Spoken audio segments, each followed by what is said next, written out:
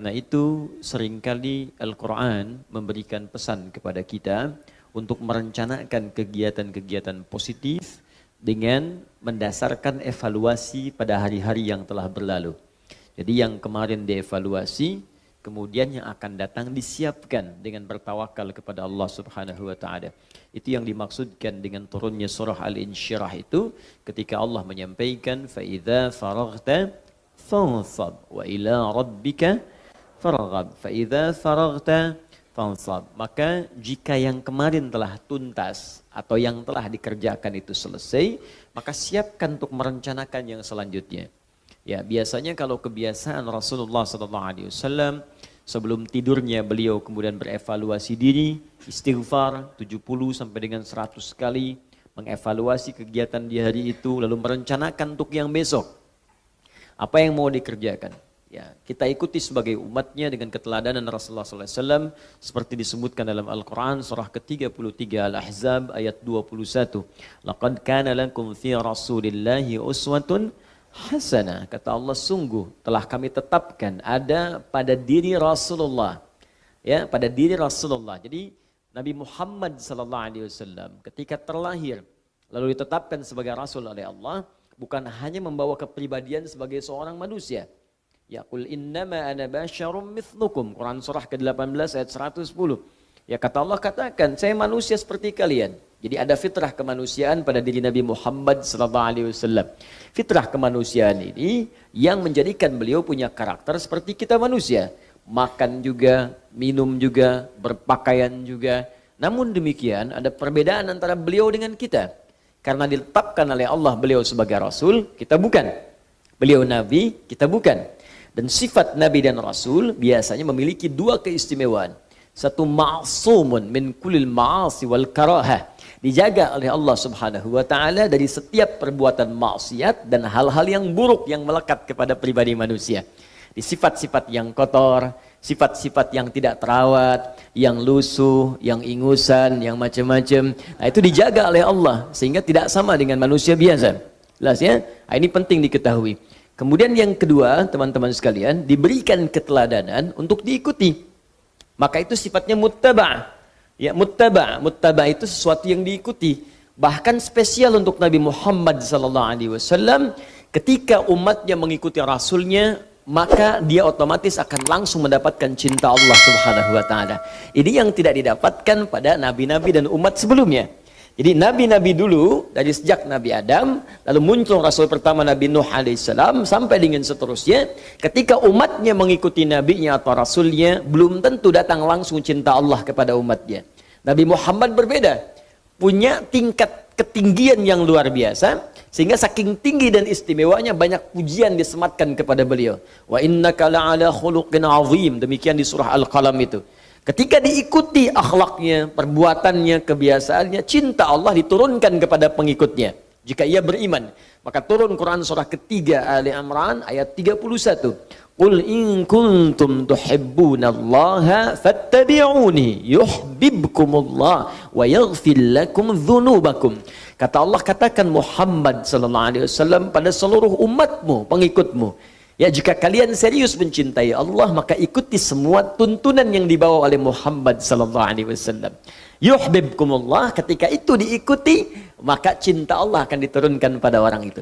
Ketika cinta diberikan, maka yang pertama Allah anugerahkan bukan dunia dan seisinya, bukan pangkat kedudukan, bukan harta yang melimpah, tapi ampunan dari Allah Subhanahu wa taala, yang dengan ampunan itu akan terjaga pribadi orang ini selalu dalam ketaatan dan kebaikan. Jadi kalau seorang sudah diampuni oleh Allah, cirinya maka tubuhnya dari ujung kepala sampai ujung kaki akan terjaga dari perbuatan maksiat. Diberikan bimbingan dalam jiwanya, disebut burhan namanya. Ya, laula ar-ra'a burhana rabbi, demikian di surat Yusuf. Jadi di hati kita itu ada petunjuk disebut dengan burhan. Kalau seseorang tergerak berbuat maksiat, maka hatinya akan berkata, jangan kerjakan, jangan lakukan. Nah, orang yang semakin dekat dengan Allah, dicintai oleh Allah, nah itu kuat sinar dalam jiwanya. Cahayanya kuat. Jangankan mengerjakan sesuatu, terfikir pun itu akan dijauhkan oleh Allah Subhanahu wa taala. Nah, jadi apa yang Nabi tunjukkan kita coba ikuti. Nabi malam-malam mengevaluasi diri, menyiapkan kegiatan untuk besok. Kita sebagai umatnya mengikuti itu semua. Saya kemarin baca Quran sekian ayat, maka besok saya akan baca sekian surah. Kemarin saya belum berinfak, hari ini saya akan infak. Kemarin saya dari 5 salat waktu itu hanya berjamaah 2-3 kali. Selebihnya munfarid. Maka hari ini saya siapkan 5 waktu berjamaah. Kemarin saya nggak tahajud, malam ini saya rencanakan bangun jam sekian. Salatnya sekian rakaat. Habis salat mau ngapain, dan seterusnya. Nah, ini yang kita persiapkan. Kalau semua seperti itu disiapkan, maka demi Allah saya katakan tidak ada waktu kita yang sia-sia. Semua teratur. Dan hidupnya enak. Jadi kalau sudah semua teratur dan automatically kita kerjakan dalam keseharian, itu nggak perlu dituliskan lagi menjadi agenda. Biasanya kalau latihan tuh perlu dituliskan. Besok ini. Ya, TK kan begitu Bu ya. SD begitu Bu ya. Waktu TK, waktu SD kan begitu, tuliskan. Tapi setelah menjalani itu dalam keseharian, kan otomatis kita kerjakan. Nah, saya berikan rahasia besar. Orang beriman itu disebutkan oleh Al-Quran, dia punya daya fikir yang panjang. Ini rahasia. Itu ada di Quran. Kedengaran keluar? Quran surah ke-59 ayat 18. Al-Hasyr ayat ke-18. Jadi orang beriman itu, dia punya daya fikir yang panjang, visinya panjang. Ya, bukan cuma dunia. Yang kita alami itu kan insya Allah 3 alam ya. 3 alam. Ya, kita simpan yang alam kandungan, kita sebutkan yang kita alami secara sadar dan nyata, yaitu alam dunia, kemudian alam kubur, ya afala ya'lamu idza bu'athira ma fil kubur. Jadi alam dunia, alam kubur, kemudian ketiganya akhirat. Yang terakhir, ya dengan segala sifat-sifatnya. Kita berharap insya Allah semoga Allah berikan pada kita surga dengan rahmatnya. Baik, jadi ada dunia, ada alam kubur, ada apa terakhir? Akhirat, puncaknya surga. Nah, jadi kalau ahli iman dan ahli takwa, dia akan mengukur visi hidupnya bukan cuma di satu alam, dunia. Tapi sampai ke yang paling jauh, akhirat. Baik, saya coba tuliskan ya, saya khawatir sampai hari ini kita belum punya visi ke situ. Ya, bukan kita, mungkin sebagian dari Anda. Baik. Lihat sini. Jadi ada yang rugi kalau cuma sampai sini nih. Ini kan sekarang kita ada di mana? Bukan, Tanah Kusir ya, di Andor. Nah, kita masih di Tanah Kusir dan masih masuk dalam bagian dunia. Nah, ini kita ada di sini. Dunia. Kemudian setelah itu masuk ke kubur. InsyaAllah. Setelah itu akhirat. Akhirat. Ada akhir, ada akhirat. Ya, kalau akhir batas sesuatu, tapi boleh jadi setelah itu ada lagi. Tapi kalau pakai tak di ujungnya, bisa sifat atau pembatas paling akhir yang tidak ada lagi setelah itu. Ya, karena itu ada akhirat. Lihat, akhirat tak di ujungnya. Yaumul akhir, hari berakhir. Selesai. Nggak ada hari lagi. Tapi di situ ada perhitungan, ada tempat, ada macam-macam. Ketika disebutkan tak akhirah, maka puncaknya di situ. Selesai. Tidak ada lagi setelah itu. Jelas? Di sini kita berharap semoga Allah anugerahkan surga. Ya, kita tuliskan di sini. Ya, tidak cukup dengan amin. Kita lihat dulu. Jadi di Quran surah ke-59 ayat ke-18 Allah sampaikan ciri orang yang beriman plus takwa. Jadi urutan itu ada iman plus takwa, ada iman belum meningkat takwa, ada Islam belum sempurna iman. Nih. 1, 2, 3. Bilang ya. Ada Islam belum sempurna iman. Kalau Islam belum sempurna iman itu baru syahadat di lisan. Mengucapkan kalimat iman di lisan, tapi imannya yang di lisan belum sampai ke hati. Ini sering saya uraikan. Ini ada kasusnya di Quran surah ke-49 ayat ke-14. Quran surah ke-49 ayat ke-14. Qalatil a'rabu amanna qul lam tu'minu. Ya, awas hati-hati. Sebagian orang-orang Arab Badui berkata, Muhammad sallallahu alaihi wasallam, kami telah beriman. Lalu Nabi terdiam, turun jawaban langsung dari Allah. Awas hati-hati. Apa kata Allah? Qul, katakan Muhammad sallallahu alaihi wasallam, lam tu'minu. Kalian belum beriman dengan serius, walakin qulu aslamna. Tapi katakan kami baru masuk Islam. Jadi syarat masuk Islam mengucapkan syahadat kan di lisannya. Asyhadu an la ilaha illallah. Maka itu kalimat iman cuman baru di lisan. Walamma yadkhulul imanu fi qulubikum. Sementara imannya belum masuk ke hati. Jadi dari lisan ini belum ditembuskan ke jiwa ke sini. Ya, kalau belum ditembuskan ke jiwa, maka kata Allah baru formalitas Islam. Itu yang dituliskan di KTP-nya Islam, kan? Di lisannya Islam, Muslim. Cuman karena imannya belum masuk ke dalam jiwanya, maka tubuhnya belum dibimbing oleh cahaya iman dalam hatinya. Beda, cahaya iman kalau sudah masuk ke hati, maka akan membimbing seluruh bagian tubuh kita. Ketika akan menatap, imannya akan membimbing mata kita. Ini yang harus ditatap, ini palingkan. Ketika akan bicara, imannya membimbing lisannya. Ini yang harus dikatakan, ini yang tidak boleh disampaikan. Ketika ke tangan sampai ke ujung kaki, maka dibimbing seluruh anggota tubuh kita. Karena itulah pernah saya sampaikan di banyak kesempatan, ketika Allah menyebutkan fungsi tubuh kita, maka kalimat iman dulu yang disampaikan di awalnya. Mata, qul lil mu'minina yaghuddu min absarihim. Katakan pada pria-pria yang punya iman, matanya lihat yang baik. Tak mampu melihat yang baik, palingkan, ghaddul basar. Demikian untuk perempuan, wa qul lil mu'minati yaghuddna min absarihinna. Baik lisan, ya ayyuhalladzina amanu, iman dulu, la yasraq qaumin qaum. La ya ayyuhalladzina amanu la yaghtab ba'dukum ba'dha. Hei orang-orang beriman, jangan saling mencela. Hei orang-orang beriman, jangan gosip. Imannya dulu. Begitu iman disebutkan, baru kemudian ke fungsi tubuhnya. Ya ayyuhalladzina amanu kulu mimma razaqnakum. Ya, kullu min thayyibati ma razaqnakum. Hai orang-orang beriman, silahkan bekerja cari nafkah. Imannya dulu, baru pekerjaannya. Iman. Nah, bagaimana cara meningkatkan iman? Berlatih lewat takwa. Karena itu setiap ada kalimat iman seringkali disebutkan dengan takwanya. Bisa takwa sebelumnya, bisa takwa di akhirnya. Dzalikal kitabul hudalil. Setelah itu alladzina yu'minun. Baik, ya ayyuhalladzina amanu kutiba alaikumus kama kutiba 'alal ladzina min la'allakum tattaqun. Setiap ada iman, takwa. Setiap ada takwa, iman. Jelas sampai sini? Baik, ketika kemudian iman bersanding dengan takwa, maka orang ini kata Allah akan punya visi yang sangat panjang. Apa visinya? Dia akan turunkan pola hidupnya memulai dari puncak yang paling tinggi dari 3 dimensi yang dilalui dalam hidupnya. Dimensi pertama dunia, dimensi kedua alam kubur, dimensi ketiganya alam akhirat. Maka orang beriman, orang muslim yang beriman dan bertakwa, dia akan memulai visi kegiatannya dari sini, diturunkan. Jadi bukan dari sini. Jadi kalau ada orang belum beriman, apalagi belum berislam, wajar kalau cuma cara berpikirnya sampai sini. Nanti anak saya EKK, SD, kemudian SMP, kuliah, jadi dokter. Sampai sini aja, dokter. Dokter dunia, alam kubur diobatin.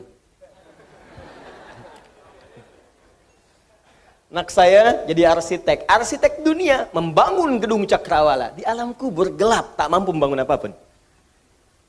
Mau kaya, kumpulkan harta. Tapi ketika wafat kan selesai, telah meninggal dunia. Artinya semua yang dihasilkan di dunia ditinggalkan. Ditinggalkan, jadi gak ada yang dibawa. Makanya ada orang-orang yang cara berpikirnya sampai di sini saja. Awas, hati-hati, hati-hati. Tadi di awal saya katakan jangan-jangan ada sementara kita mengaku beriman, tapi visi kita belum masuk dalam kategori yang disebutkan oleh Al-Quran. Karena ada yang sampai sini saja. Quran surah kedua, Al-Baqarah ayat ke-200, paling kanan agak ke bawah sedikit. Perhatikan kalimatnya. Wa minan nasi may yaqulu rabbana atina fid dunya. Bukan. Jangan ngarang Joni. Wa ma lahum fil akhirati min khalaq. Aja.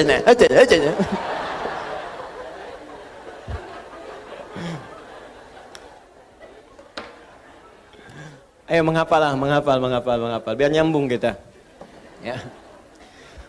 Wa minan nasi may yaqulu rabbana atina fid dunya wa ma lahum fil akhirati min khalaq. Baru ayat 201-nya berbicara tentang beriman dan bertakwa. Wa minhum may yaqulu rabbana atina fid dunya hasanah wa fil akhirati wa qina adzabannar. Jadi ada orang yang orientasinya dunia saja.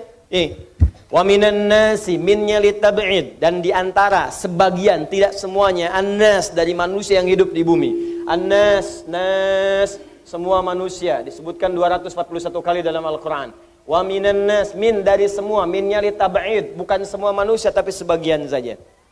Dari sebagian manusia ini ada yang orientasi hidupnya dunia saja. Rabbana atina fid dunya. Ya Allah, anugerahkan kepada kami semua kemuliaan dunia, kedudukan yang paling tinggi, harta yang paling banyak. Ini nggak mikir. Nikmatiannya dunia lah, alam kubur gimana nanti belum jelas. Ada yang begitu. Ya, akhirat belum nampak, dunia aja dulu. Nah, begitu wafat kelabakan. Ya, nah ini poin pertama ini. Nah, sedangkan ada yang kedua, ini yang paling tinggi. Wa minhum may yaqulu rabbana atina fid dunya hasanah wa fil akhirati hasanah wa qina adzaban nar. Visinya dia inginkan dunia akhirat. Disebutkan dunia akhirat, alam kubur otomatis masuk. Nah, cara merumuskan ini disebutkanlah di Quran surah 59 ayat 18. Ya ayyuhalladzina amanu ittaqullah. Hei orang-orang yang telah beriman kepada Allah, tingkatkan takwamu kepada Allah. Di antara cara meningkatkan takwa itu wal tanzur nafsum ma qaddamat ligat, dan hendaklah setiap diri kalian yang merasa beriman itu nafsun tuh kepada setiap kita, ke diri kita. Kata Allah, hendaklah setiap orang, jadi kalau merasa beriman itu, orang beriman tuh kata Allah pasti punya planning seperti ini. Ya, siapkan dirimu untuk hari esok. Ghad di situ itu sampai ke akhirat, maknanya nakirah, jauh. Jadi kalau mau bikin persiapan, kalau diturunkan detailnya kata Allah, kalau engkau ingin bikin persiapan yang bagus untuk aktivitasmu, maka buatlah kemudian detail kurikulum sampai akhiratmu. Cara menurunkannya, visinya turunkan. Anda kan ingin ke surga. Saya sering katakan surganya mau yang mana? Nomor 1 kah? Nomor 2 kah? Nomor 3 kah? Nomor 4 kah? Belum jelas VVIP kah? Atau VIP kah? Kelas bisnis kah? Atau kelas ekonomi kah? Seekonomi-ekonominya surga masih enak. Masih nyaman, nikmat. Ya. Ini mana yang mau didapatkan? Yang ini bersama semua nabi. Quran surah keempat ayat 69. Yang ini di taman surga. Quran surah 51 ayat 15 sampai dengan 23. Yang ini seluas langit dan bumi. Quran surah ketiga ayat 133 sampai 134. Yang ini nggak disebutkan langsung tapi keindahannya nyata. Paling minimal pengen apapun terfikir langsung ada. Ini yang kelas ekonomi loh, Bu. Pengen terfikir langsung ada. Anda mau lewat ke sini, itu depan ada jualan somai itu. Belum sempat beli, pengen rencana doang, begitu keluar dari sini udah habis.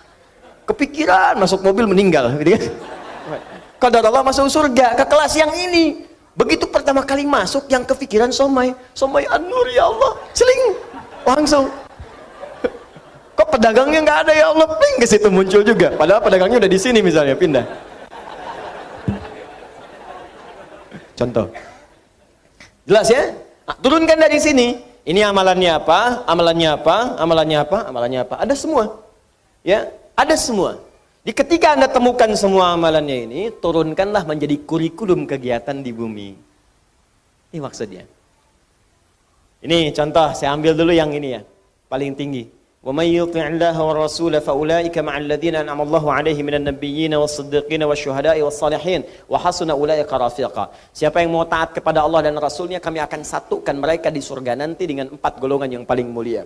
1, semua para nabi yang pernah bertugas di bumi. Kemudian ada orang-orang para syuhada, orang-orang jujur yang senang mengamalkan isi Al-Quran. Keempat, orang-orang soleh. Semua dikumpulkan di satu tempat di surga. Kalau kalian ingin cari visi, maka mereka model terbaik, kata Allah. Wa hasuna ulaika rafiqa. Jadikan mereka teman hidup. Bawa kurikulumnya, bawa manhajnya, terapkan di kita. Nabi nggak mungkin, karena sudah tidak ada nabi setelah Nabi Muhammad SAW. Tapi kita bisa turunkan cara hidup para syuhada, cara hidup orang-orang soleh, cara hidup para siddiqin. Keluarkan itu modelnya, buat kurikulum hidup. Apapun profesi kita. Dan nggak harus jadi ustad. Bukankah Abu Bakar itu bukan ustad? Beliau seorang pengusaha, tapi punya gelar as-siddiq. Bukankah Utsman bukan ustad, tapi seorang pengusaha sampai jadi khalifah? Bukankah Amr bin As juga bukan seorang ustad? Ya, tapi seorang birokrat, juga diplomat yang ulung. Ali yang ustad, Abu Hurairah yang ustad. Di Anda yang pengusaha, pedagang, birokrat, diplomat, apapun itu, profesi yang kita kerjakan, turunkan rumus ini, kerjakan saat di dunia. sampai kita berpulang kepada Allah Subhanahu wa taala. Dan lihat bagaimana Allah menepati janjinya. Innallaha la yukhliful mi'ad. Sungguh Allah tidak akan pernah mengingkari janji. Jelas sampai sini?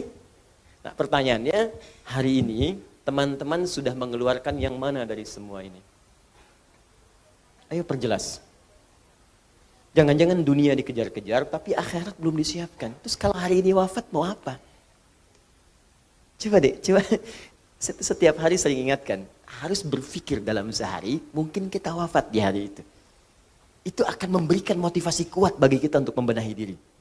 Jadi kalau pikiran kita tuh selalu hidup terus, hidup terus, hidup terus. Untuk dunia itu bagus, tapi untuk akhirat gak akan ingat. Kalau Anda sedang bekerja urusan dunia, silahkan bayangkan untuk semangat hidup. Tapi ketika Anda ada jeda, pikirkan akhirat Anda kalau diwafatkan oleh Allah Subhanahu wa taala. Bakal apa yang mau dibawa?